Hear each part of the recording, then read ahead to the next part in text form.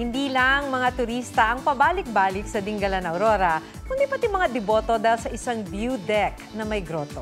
Tanaw dyan ang lawak at ganda ng Pacific Ocean. Gita Riorian, kasama si Oscar Oida. Window to the Pacific. Literal kasi na matatanaw mula dito ang dagat Pasipiko. Tutungtong ka rito sa isang maliit na bato para magpa-picture at pagmasda ng napakagandang tanawin dito. Deck reveal? Dito lang yan sa Dingalan Aurora. Dahil payapa ang lugar, talaga raw babalik-balikan ito. Tulad ni Ronald Gutierrez na hindi lang isa, kundi 7 beses nang bumibisita.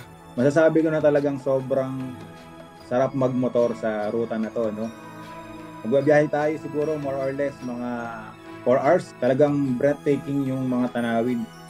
Dahil nga po yung kombinasyon ng Pacific Ocean saka po yung mga nagagandahan na kabundukan ng Sierra Madre.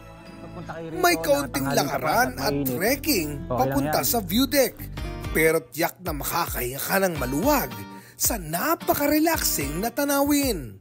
Ngayon, may dagdag pang spot kung saan hindi lang makikita ang karagatan, maaari ring makapagdasal ng taimtim. Ang grotto ng La Nuestra Señora de la Paz y Buen Viaje. Paalala raw ang grotto ng katatagan ng mga taga-Dingalan at ng kanilang malalim na pananampalataya. Oscar Oida, nagbabalita para sa GMA Integrated News. Huwag magpahuli sa mga balitang dapat ninyong malaman. Mag-subscribe sa GMA Integrated News sa YouTube. Sa mga kapuso abroad, subaybayan nyo kami sa GMA Pinoy TV at sa www.gmanews.tv.